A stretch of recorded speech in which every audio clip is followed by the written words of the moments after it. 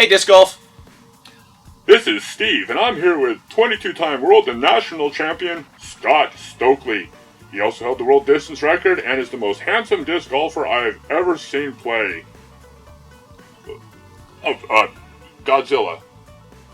No, that was so Okay, let's just... How about just introduce me? I like your version better. You do that? Yeah, alright. Oh, are we doing questions now? Alright. Screw it. First question. What were your reasons for taking all those years off competitive disc golf? The reason I stopped playing for all these years was because I wanted to be home to raise my daughter. It's true I had injuries and I was really burnt out. I'd been off and on tour for most of 8 years.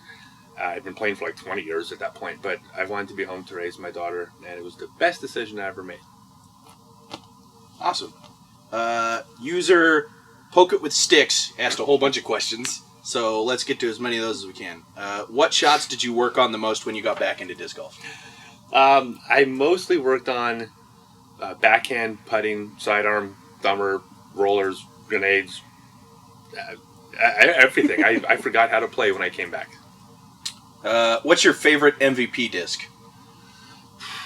I don't have a favorite MVP disc. It depends on the hole. My favorite MVP disc for a hole that does this particular shot is the particular disc that works for that shot. But I don't have a favorite disc. Do you have a favorite course? Yeah, the best course I've ever played is the Ozarks Mountain Course in southern Missouri. Dave McCormick at Gateway Discs designed that course. It's a par 72. When I came back to disc golf, is the first time I got to experience the whole par 70, par 72 golf courses. They really didn't exist when I was playing. It was all pitch and putt. So I was blown away by that. But it's a flawless par 72 course. And my favorite thing about it is if you throw off the fairway, you come out bloody. Pretty much every time. Everybody in the tournament was bleeding, and I just found that to be hilarious. I'm not sure why I did, but I thought that was really fun. Okay. Are you sticking with the blue hair, or are you going to change it up for next season? I hope I get to change it up next season. That's my hope, because I'm going to keep the blue hair as long as autism exists. So my hope is that I can change it tomorrow. But it may be quite a long time, possibly the rest of my life that I have it. So I don't know. But as long as autism is a thing, I'm going to keep the blue hair. What are you looking forward to the most next season? Most that I'm looking forward to the most, I'm still getting better. I believe that I'm going to continue to improve. I've been up to about, after only being back a year, I shot around 10-20 golf the last maybe 15 tournaments. And but I don't think I'm peaking yet. I think I'm a 10-30 something level player, and I think that's going to come out next year. And I believe I'm going to be competing with the top players in the sport next year. I believe with all my heart that's going to happen. What would you teach someone who has never touched a disc? What would if someone's never touched a disc, just get them out playing, and they'll love it, and they'll keep playing. There's nothing. I mean, teaching someone that's new is almost pointless when they're brand new. I think you just want to get them out there having fun, and if they want to get better, they will approach somebody or a YouTube video to get better. But I don't like teaching people that are new. I just like to have them out. Cool. What would you like to see? Oh, who would you like to see join Team MVP in the off season? Who would I like to see join Team MVP? Paul McBeth. I mean, no. If as a disc manufacturer, if you offered me Paul McBeth or every other player in the sport for the same price, I would take Paul McBeth from a promotional point of view. I think he's the most valuable promotional player in the sport, more than everybody else combined. Sorry to all the other awesome players out there, and I'm not kissing Paul McBeth's butt, but I'm just giving a straight answer. So that's who I'd like to see. Realistically, there's a lot of people out there. Eagle McMahon, Simon Lizotte. I mean, there's a lot of super cool Jeremy Koling. There's a lot of really awesome players that would be awesome, but Paul, duh. Okay, so speaking of Jeremy Koling, we'll go to user the fattest horse of all asked, Scott, is Jeremy Koling a horse? And if so, what animal would you be? Yeah, is Jeremy Koling a horse? Can I answer the question by saying that's the the dumbest question on that thing. I think a guy whose name is the fattest horse of all might actually be a horse. So Is Jeremy, I don't know how to answer that question. Is Jeremy a horse? I don't know. What animal would I be? Or what animal am I? What animal would you be? I'm usually a Homo sapien, but sometimes Homo erectus. Wink. Okay. User AJ Painter asked, foot faults. What is your take on this rule? Should fairway shots all be done without a run-up? Addressing the rule, can I just address the whole foot fault thing? And we got a number of questions about the whole foot fault thing. Sure. My answer to the whole foot fault thing is the tournament in Pittsburgh was the most amazingly run tournament I had ever been to. There may have been some better ones over the 13 years I was gone. I don't know. I wasn't there. There were certainly some great ones when I was playing, but it was the best run tournament, and I think that should be half the focus of what happened that week. The other half, I think, should be, I have never, since I've been playing the sport, been more impressed by any player or players than what the women did with the whole situation, the sportsmanship that the women displayed in the sport. I think that should be the showcase, and that's really all I want to talk about when it comes to that, because anything that detracts from that is unfair to the people of the event and the women of the sport. So that's really how I feel. Now, I will point out, someone actually posted a one comment one time that the PDGA is somehow pressuring me to not talk about it. I don't do well with authority, and the PDGA does not and would never have any influence over anything I say or do, ever. That's because I believe it's the right thing to do. So the women were awesome, the tournament was awesome, and that foot fault gate is something I've already kind of forgotten about. Excellent. Long answer, sorry.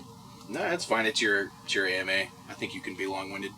Someone said, user Love Me Some Disc Golf, said, after your hiatus, what were some of the biggest changes that you noticed about the sport, whether it be tournaments, people, or equipment, etc.?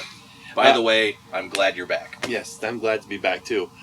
It's the coolest thing about leaving the sport. It's almost like seeing like a niece or a nephew. You know, the parents might not see them grow when they see them every day, but you haven't seen them in 2 or 3 years. You come back and you're like, oh my God, they're so much bigger now. I am blown away by how much the sport has progressed. The sport is doing so fantastic. It's absolutely fantastic. I mean, I feel like I helped raise this child that I sent out into the world and came back and saw it grow. I mean, I was there really very close to the beginning, and I think I played a part in the early days. The biggest changes, the courses are awesome, the level of play is better, the disc technology is improved, the events are more professional, there's more women playing, there's so many more courses. Probably the biggest change is when I left, you still had to fight city councils and parks departments to convince them to put a course in the ground. The neighbors would be opposing it, and you were fighting an uphill battle. And then when I came back, not perfectly, but it was amazing how many towns and parks and communities have embraced disc golf and invited our sport into their communities. That's night and day from where it was. And so the biggest night and day change, probably that. It's just the acceptance of the sport in the community. Awesome. So, user Nate Froggy Frog asked, who would win? Froggy Frog, worst rapper name ever. I don't know what the Nate part is. That was just, you needed to throw something else on there. Nate Froggy, okay. Nate Froggy Frog. That's beautiful. Who would win an arm wrestling match between you and Jeremy Koling? That's really, really easy. When I became single last year, I ran a bunch of personal ads, and one of my best lines from any ad I ever wrote is I advertised that I had the guns of a Japanese girl. So it's a good line. I think Jeremy would have very little problem. Okay. The same user asked, will you and Germ have a sidearm competition over the water at Winthrop? It would be pointless to have a sidearm competition against Jeremy because I would crush him. Do you prefer a flippier disc over a more overstable disc, and why? I don't prefer either over the other. It depends on the shot. All right. Nate Froggy Frog, you let us down. Yeah. Okay, the next user... Nate Froggy Frog, that's beautiful. Right? The next user I haven't noticed any of these names. These names are basically new to me. I purposely correct. I didn't tell him. I didn't read any of these these questions beforehand. in advance. So yeah. In fact, I wanted to read these usernames because some of these are very relevant. And going next, let's do Jakey Poo TF2 asks, what was your favorite city or course to do a clinic in? oh wow, that would almost be like asking somebody like who their favorite child is. I mean, this is a cop out of an answer, but every single town has rad people and rad courses, and I've had a great experience, and I appreciate everybody that's come out. I've done like 240 some odd clinics now, 155 before I left the sport, 80 or something since I've been back. Probably the biggest standout off the cuff would be probably Sedgley Woods in Philadelphia. First, because when I went to the course, it's right smack. I heard it's cleaned up a lot since, but smack dab in the middle of the ghetto. And I was told when I got there, the two rules of Sedgley Woods: number one, be out of there before dark. Not because the police are going to chase you out, but just be out of there before dark. And the second thing they said is always look down at your disc very carefully before you pick it up, so you don't get pricked by a needle or touch a used condom. And I love the urban. I like downtowns. I love the urban thing, so I thought that was really cool. But then the club was the most amazing club. They had their like a monthly printed newsletter they did, where they would actually write articles about Tuesday night's doubles last week and who won and why. It was the most organized, coolest, hippest club I had seen in the sport with all my touring around. I mean, I remember it. So if I had to pick, I'm going to throw it Sedgley Woods. Awesome. By the way, though, I am looking forward to Asheville, North Carolina next week more than I've looked forward to any other place this entire tour. So I think Asheville may be. I got a good feeling about Asheville. Okay. User Nova Ova asks, in my lifetime, my hair has been blue several times, and each time I could tell that people were taking me less seriously than before. Have you experienced this? That may be the case, but honestly, I could give two shits about someone that doesn't take someone serious because of the color of their hair. I mean, I don't have time for people that judge people on something like that. I think it's ridiculous. I will tell you this, for every person that's not taking it serious, at least 5 people have come up to me and asked me about why my hair is this color, and every time that's been an opportunity to talk about autism. And blue is the color of autism awareness, and that's why Kristen's hair is blue, and that's why my hair is going to stay blue. So it's actually opened up an avenue to speak to people and educate people, and so it's been a huge asset. The people that give me dirty looks, like I said, I could give two shits about. Awesome. User Burrito Ace wrote, would love Burrito Ace. Yeah. I don't know how you get that one. That's a pretty good. That's a lousy rapper name, but. Or if you threw an ace with a burrito, I mean, it'd have to be like frozen to like. No. Oh God, Simon could do it. It probably could. There's a trick shot. Simon Lizotte, please throw an ace with a frozen burrito. God, that guy. Possibly from Chipotle. Freaking love that guy. All right, Burrito Ace writes, would love to hear how you keep a level head both on and off the course. Seems like you get some extra attention, whether it's from past history with other players, the blue hair, or just generally being outspoken in the disc golf community. I've been impressed with your responses to various events in disc golf and think you're a great role model for people in the sport, so thanks for that. Of course I get a lot of attention. That's very much on purpose. If I was not trying to represent a company or sell discs or promote my brand, I would love to be invisible. I don't generally like the attention. If I wasn't trying to spread awareness about autism, I wouldn't like the attention. But because I am trying to promote myself, basically what happened is I came back to the sport. I went to a tournament in Athens, Georgia, and I looked around at a whole bunch. There was a handful of like 7 or 8 guys that were like 10, 20, 10, 30 players. And my first thought is, oh my God, am I going to be able to get to that level? But then I realized even if I got to that level, I would be invisible. If I was a 10, 25 player, which would be really, really good, I would still be invisible. So I decided that I had to do something to make myself not be invisible. So I bring all the attention on myself. As far as how to keep a level head, that's easy. I throw frisbees in a park. I mean, I don't understand why throwing frisbees in a park would lead someone to be anything other than happy. Okay. We're playing a game. Let's get something more serious. User Slow Roll asks, has anyone with red hair ever challenged you to a game of Capture the Flag? Has a redhead ever... I don't play capture the flag with people without souls, so no. Okay. Let's go with user Rashawn says, how did you get into disc golf and what keeps you coming back year after year? I got into disc golf because I moved a course across the street from the world's first disc golf course at Pasadena, California, Oak Grove Park. And I fell in love with the game. I fell in love with playing.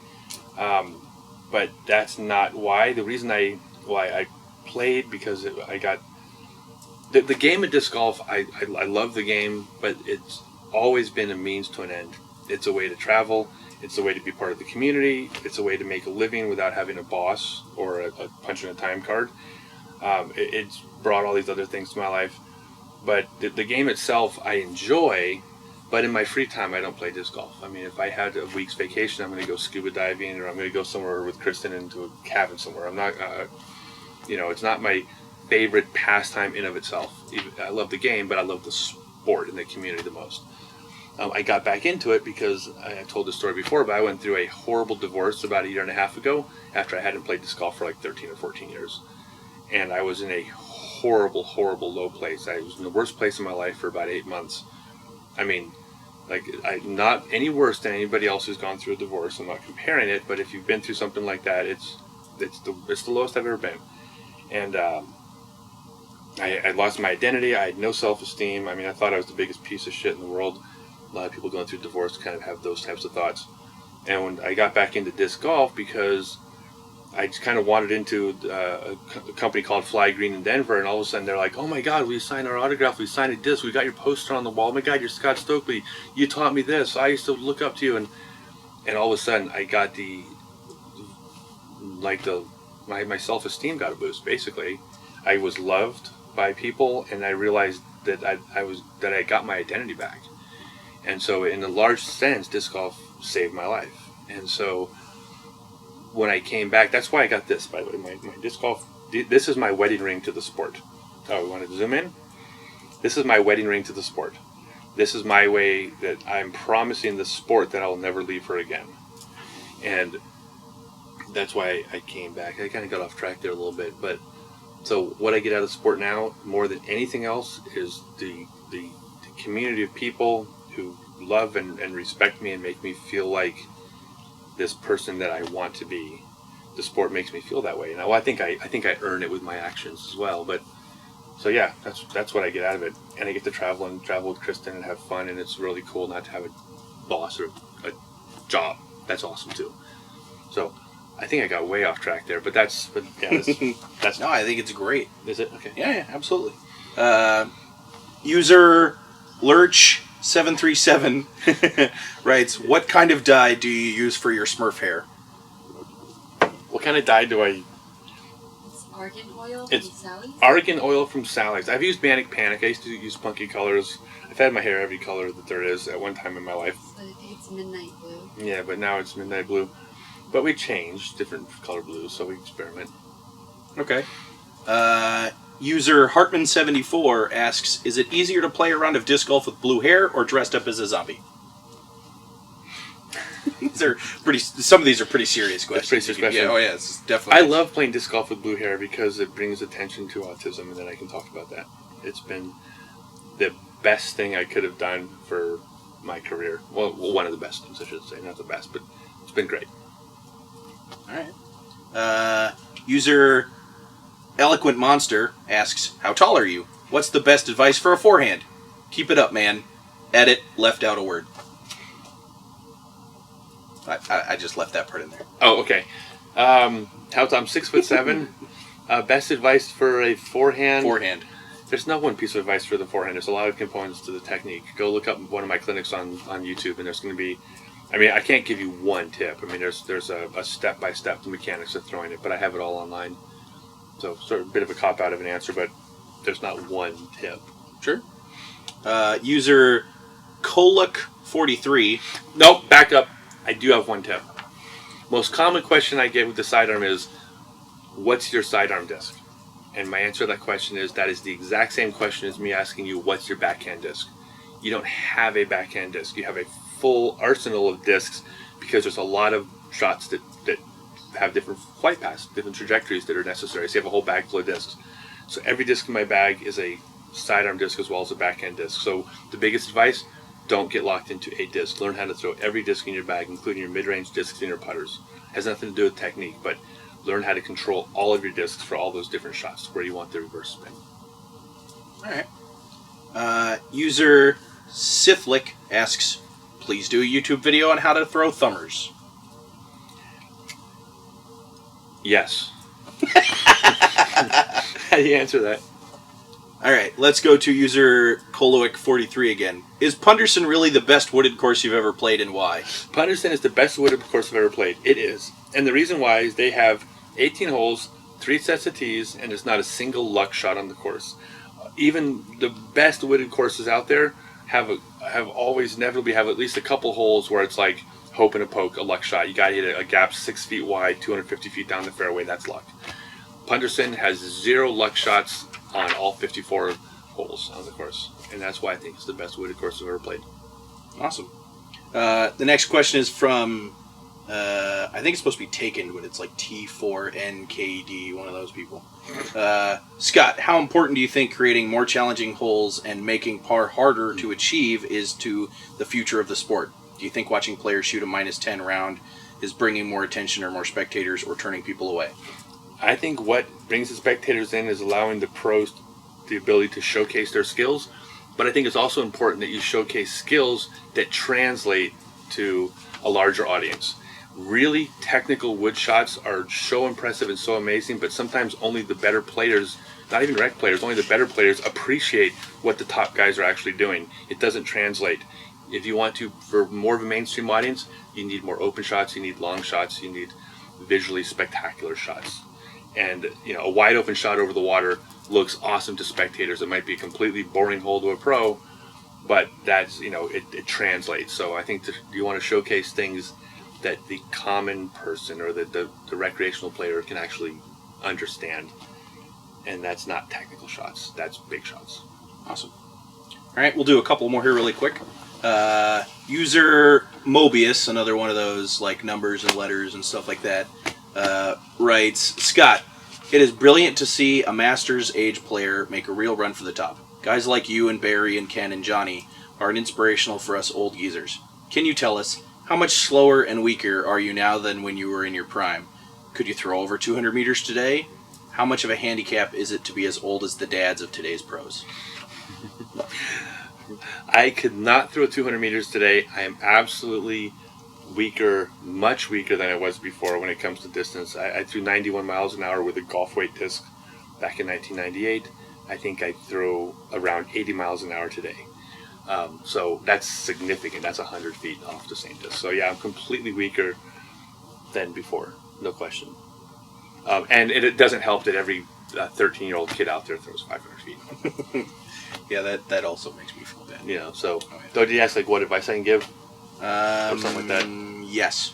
Yeah, it just enjoy the game, set your own goals and expectations. If you're starting the game at 40, you'll have to have just different expectations than if you start the game when you're younger. I mean, it's set your own expectations and try to achieve your own personal goals. Don't set yourself standards against people that have been playing for 30 years. Okay. We'll do 2 more. User 5in1k asks, if you could play in a foursome with anyone alive or dead, who would they be? Oh, that's easy. Kristen, my daughter Gabby, and my soon-to-be stepson Patrick.